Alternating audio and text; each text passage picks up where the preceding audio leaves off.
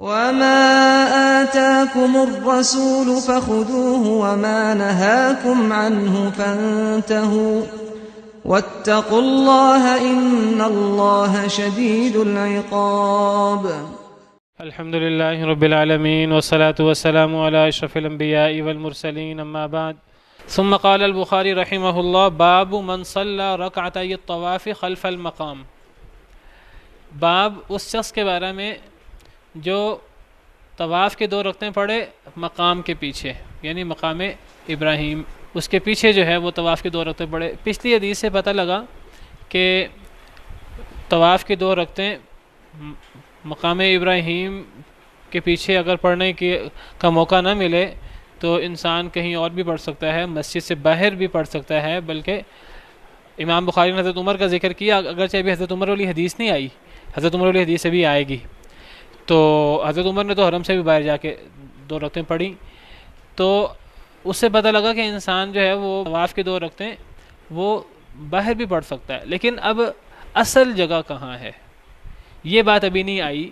طواف کی 2 رکعتیں پڑھنے کی اصل جگہ کہاں ہے؟ وہ تو ایسی صورت پیش آ گئی کہ حضرت ام سلمہ مسجد میں نہیں پڑھ سکیں تو انہوں نے مسجد سے نکل کے پڑھ لی. حضرت عمر بھی مسجد میں نہیں پڑھ سکے، حرم میں نہیں پڑھ سکے، انہوں نے حرم سے نکل کر پڑھ لیے.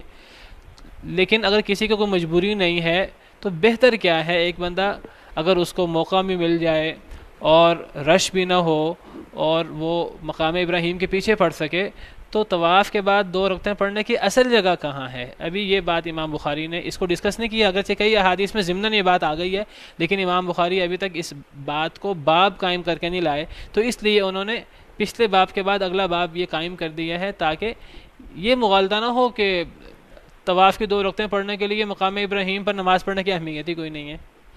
یعنی امام بخاری یہ بتانا چاہتے ہیں کہ اصل طریقہ کار یہ ہے کہ طواف کی 2 رکعتوں کے بعد 2 رکعتیں مقام ابراہیم کے پیچھے پڑھنی چاہیے. اگر رش ہے یا کوئی اور مجبوری وغیرہ کی صورت ہے تو ایسی صورت میں وہیں پڑھنا لازمی نہیں ہے، کہیں اور بھی پڑھی جا سکتی ہیں. لیکن اصل طریقہ کار کیا ہے کہ وہ 2 رکعتیں مقام ابراہیم کے پیچھے پڑھی جائے، یہی بہتر ہے.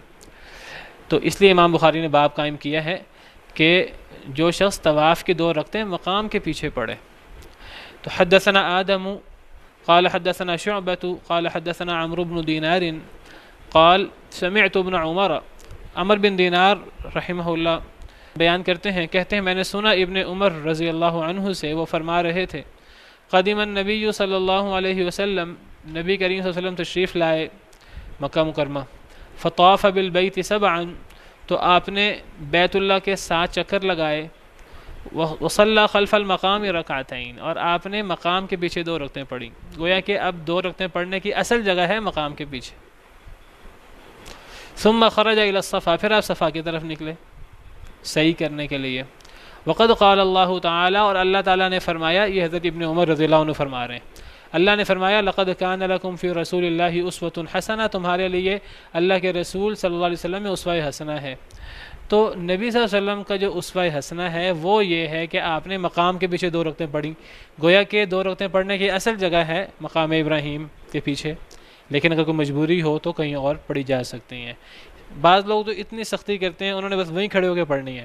اب وہاں مجھے الحمدللہ موقع ملا کئی دفعہ عمرہ کرنے کا، حج کرنے کا، تو میں نے دیکھا بعض لوگوں کو، ہمارے پاکستانی ہندوستانی حجاج جو ہیں، عورتیں بھی مرد بھی، اتنا رش ہے، اور اب وہاں جو ہے وہ گروپ میں ہوتے ہیں لوگ، تو 3-4 لوگ جو ہیں وہ کوئی عورت نماز پڑھ رہی ہے مقام ابراہیم کے پیچھے، کوئی مرد نماز پڑھ رہا ہے، اور 3-4 مردوں نے عورتوں نے جو ہے ان کے ارد گھیرا ڈالا ہوا ہے، اور اس طرح کر کے لوگوں کو جو ہے وہ روک رہے ہیں کہ لوگ جو ہیں وہ ان سے ٹکر کھائیں، اور اب وہاں رش لگا ہوا ہے.